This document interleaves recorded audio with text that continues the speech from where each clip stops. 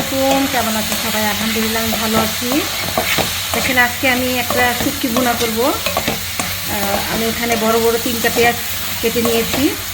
আগে আমি পেঁয়াজটাকে একটু এরকমভাবে একটু লাল লাল করে নিব, তেল ছাড়া। একটু লবণ দিয়ে দিয়েছি, তাহলে শুটকি রান্নার ভুনাটা মানে বেশি টেস্ট হয়। এইভাবে পেঁয়াজটাকে হালকা একটু পানি শুকিয়ে তারপর আমি তেল দিব। তো আমি আজকে যে শুটকিটা ভুনা করবো এটা হচ্ছে ঘইন্না শুটকি। দেখুন, এটা হচ্ছে ঘইন্না শুটকি, আমরা এটাকে ঘইন্না শুটকি বলি। এটাকে কে কী বলে জানি না।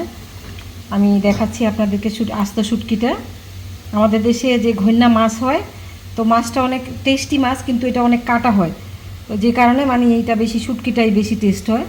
তো আমি এখানে শুটকিটা রান্না করার জন্য আমি একটা আলু নিচ্ছি বড়, আর 2টা বড় বড় রসুন আমি এভাবে কোষ খুলে নিয়েছি শুটকি আমি ভুনা করার জন্য। পেঁয়াজের পানিটা শুকিয়ে ফেলছি। এখন আমি এই তেল দিয়ে দিলাম। তেলের পরিমাণটা একটু বেশি দিয়েছি, কারণ এটা আমি ভুনা করব। আমি শুটকিগুলো দিয়ে দিব তেলের ভিতরে। এখানে আমি একটা শুটকি নিয়েছি, একটা মাছের শুটকি।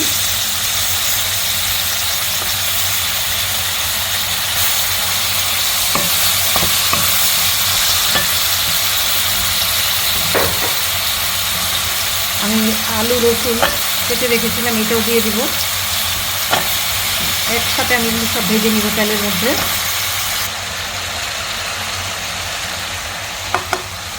হলুদের পাউডার দিয়ে দিলাম,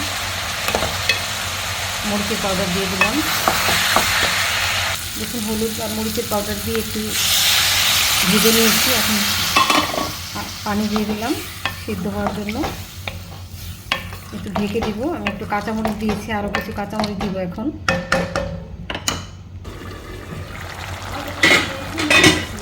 শুটকি তরকারিটা দেখেন হয়ে গেছে আমার। একটু মাখা মাখা ঝোল থাকবে এইটুক। দেখেন রসুনটা সিদ্ধ হয়ে গেছে, আলুটা সিদ্ধ হয়ে গেছে। এইটুক মাখা মাখা ঝোল আমি রাখবো।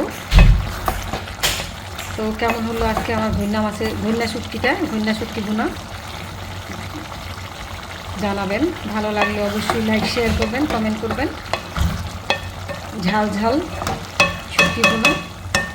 ভালো থাকবেন সবাই। আল্লাহ হাফেজ, আসসালামু আলাইকুম। ভালো লাগলে অবশ্যই লাইক শেয়ার করবেন, কমেন্ট করে জানাবেন। আল্লাহ হাফেজ, আসসালামু আলাইকুম। চুলাও বন্ধ করে দিব এখন। আল্লাহ হাফেজ।